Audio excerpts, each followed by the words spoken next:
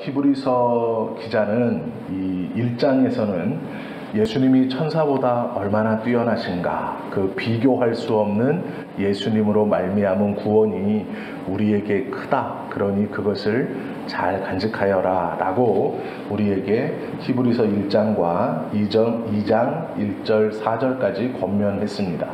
우리가 그 말씀을 받으면서 예수님에 대해서 바른 지식을 갖고, 또 오늘 우리가 함께 다시 보고 있는 이 히브리서 2장 1절부터 4절까지의 말씀을 통해서, 그러면 처음 권면하고 있는 우리는 들은 것에 더욱 유념함으로 우리가 흘러 떠내려가지 않도록 함이 마땅하니라 라는 이 말씀이 어떠한 권면인가에 대해서 함께 보려고 합니다.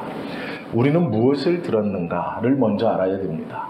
우리는 예수님이 천사와는 비교할 수 없는 놀라운 분이시며, 그분은 하나님의 본체이시고 그분의 광채이시며, 또한 그 예수님을 통하여서만 하나님께서 영광을 받는다라는 것을 우리가 들었죠. 이것을 성경은 한마디로 큰 구원이다 말씀합니다. 우리는 이 큰 구원을 들었죠. 2장 1절은 이 들은 예수님을 통해서 이루어지는 이 놀랍고 큰 은혜인 구원을 함부로 듣고 흘려들어 경홀히 여기지 말라 권면하는 것입니다. 구원은요, 그리스도를 아는 지식에서 일어나는 것입니다. 성경은 구원을 예수님이 누구인가를 정확히 알고 그리스도가 어떠한 일을 우리에게 행하셨는가를 알 때 구원이 이루어진다라고 말씀합니다. 즉, 구원이라는 것은 그리스도를 아는 지식에서 얻는 것이죠. 우리가 들은 것은 이 구원의 주체이신 아들이 누구인가에 대해서 함께 들었죠. 예수님은 요한복음 17장 3절에 증거 되시기를 영생은 곧 유일하신 참 하나님과 그의 보내신 자 예수 그리스도를 아는 것이니 라고 말씀합니다. 하나님을 아는 것, 또 예수님을 참 하나님, 또 예수님을 바로 아는 것, 그것이 영생의 길이다 라고 우리에게 말씀해 주시죠. 오늘 3절에서 언급해 주는 것처럼 이 큰 구원을 등한시 여기면 안 된다라고 말합니다. 이 큰 구원의 중심은 예수님이시죠. 즉, 예수님을 어떠한 경우에서도 등한시 여기면 안 된다라고 말씀하고 있습니다. 성경은 성령께서 우리에게 예수님이 누구이신가를 증거하는 책입니다. 성경은 오로지 성령께서 예수님에 대해서 알 수 있고 예수님을 통하여 하나님을 알 수 있도록 우리에게 남겨놓으신 책이죠. 이 같은 큰 구원의 놀라운 증거는 성경에만 기록되어 있습니다. 세상의 다른 어떠한 책에도 예수 그리스도가 하나님의 아들이며 우리의 구원이시고 그분이 이루신 큰 구원이 얼마나 귀하고 복된 것인가를 나타내 준 책은 없습니다. 오로지 구원의 길, 이 놀라운 복음은 성경에만 있습니다. 성경은 오로지 그 길을 예수 그리스도뿐이다 라고 유일하게 증거하고 있습니다. 이 말이 무슨 말이냐면 다른 복음은 없다라는 것입니다. 다른 사람을 구원자로 인정하거나 예수님 외에 다른 길로 구원을 얻을 수 있다고 가르치는 것은 성경에 나타나 있지 않습니다. 그러므로 그것은 잘못된 구원의 길입니다. 성경에 기록된 그리스도는 오직 성령의 지혜로만 깨달을 수 있다고 말씀하고 있습니다. 아무리 세상적 지식이 많은 사람도 예수가 그리스도다라는 것을 깨닫고 믿는 것에는 성령의 감동하심과 강권적인 역사가 있는 것이죠. 이것을 세상적 지혜와 지식으로는 깨닫거나 믿을 수 없다라고 성경은 말씀하고 있죠. 성령의 인도하심 따라 성경의 말씀을 깨달을 때 우리는 오직 바른 그리스도에 대해서 알아갈 수 있다라는 것이 또한 성경의 증언입니다. 이처럼 성경은 성령께서 주시는 만큼만 알 수 있고 성령께서 깨닫게 해주셔야 우리가 깨달을 수 있다라는 것이죠. 그리고 성령의 깨달음대로 성경을 알아가고 이 성경에 기록되어져 있는 그리스도를 온전히 알 때만이 우리에게 바른 구원이 임한다라는 것이죠.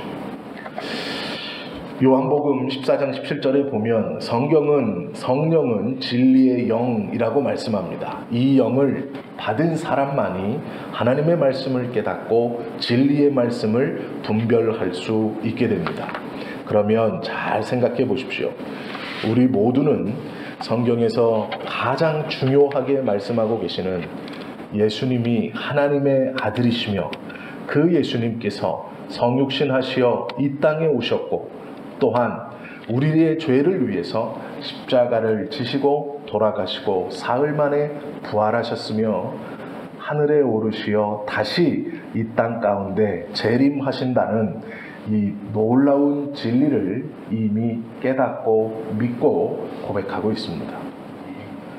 이것을 알고 깨닫고 고백하는 우리는 성령의 감동하심을 받은 자입니다. 이미 성령께서 우리의 마음에 오셔서 이것을 깨닫게 해주신 귀하고 복된 사람들이라는 것이죠. 그러기에 하루를 살아가면서 성령께서 우리를 여전히 인도하고 붙들고 계시기에 성경의 말씀을 등한시 할 수는 없는 것이죠. 흘려버릴까 염려한다. 이 두려움과 이 걱정이 우리에게는 일어나지 않을 것입니다. 성령이 우리를 붙들고 우리 안에 내주하셔서 이 하나님의 말씀을 계속해서 기억나게 해 주실 것이기 때문입니다. 예수님께서 친히 나를 사랑하지 않는 자는 내 말을 지키지 아니하리니 너희의 듣는 말은 내 말이 아니요 나를 보내신 아버지의 말씀이니라 증언하셨습니다. 이 말은 예수님의 말과 하나님의 말이 동일하다라고 예수님께서 말씀해 놓으신 것이죠. 나를 사랑하지 않는 자는 내 말을 지키지 않는다. 즉 예수님을 사랑하지 않는다는 것은 성령에 감동된 자가 아니며 이미 그는 구원이 무엇인가를 분별할 수 있는 참된 지혜와 지식을 가지지 못한 자입니다. 하나님께서 선택하신 당신의 백성은 성령으로 감동되게 하셔서 이 성경의 진리인 복음을 깨닫게 하시고 고백해 해 주신다라는 것이죠. 요한복음 6장 40절에 보면 내 아버지의 뜻은 아들을 보고 믿는 자마다 영생을 얻는 이것이니 마지막 날에 내가 이를 다시 살리리라 라고 하시는 것이 아버지의 뜻입니다. 아주 쉬운 말로 성경에서 기록되어져 있는 하나님의 뜻의 핵심 중의 핵심은 그 아들 예수를 경배하라 그리고 구원을 받으라 라고 말씀하시는 것이죠. 왜 그러냐면 하나님과 예수님은 한 분이시기에 우리가 예수 그리스도를 경배하고 믿으면 그것으로도 하나님께서 영광을 받으시기 때문이죠. 한 본체이신 이 두 분은 예수 그리스도를 믿고 경배하는 것으로 하나님도 영광을 받으시기 때문에 그렇습니다. 이사야 55장 3절에 보면 귀를 기울이고 내게 와서 들으라 말씀합니다. 에스겔서 6장 10절에 봐도 할례를 받지 못한 귀로는 하나님의 말씀을 알아들을 수 없다라고 이야기합니다. 에스겔 3장 10절에 보시면 내가 내게 이른 모든 말을 마음으로 받으려 귀로 들으라 말씀합니다. 이 말씀의 핵심은 예수 그리스도가 구주임을 믿고 고백하여 그를 경배하라라는 것입니다.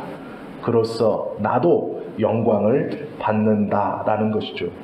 이 말씀을 이미 우리는 믿고 듣고 있습니다. 그러면 우리의 귀는 이미 할례를 받았다라는 뜻이며 즉 정결케 되었다라는 것이죠.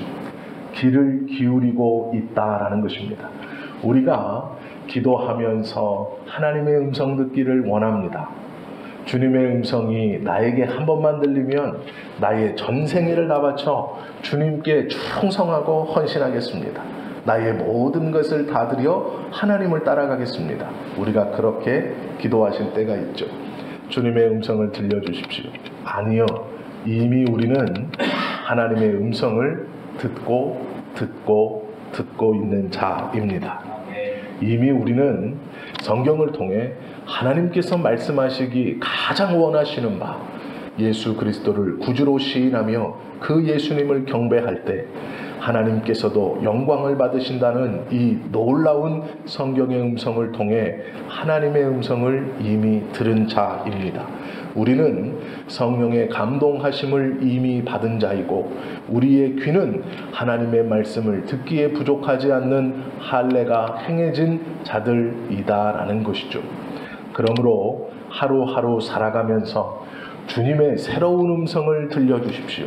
우리의 기준에서 소리의 음성만이 아닌 하나님의 말씀의 음성을 온전히 듣고 살아간다면 우리의 삶은 하나님의 인도와 성령의 인도에서 벗어나지 않는 삶을 살아갈 수 있을 것입니다.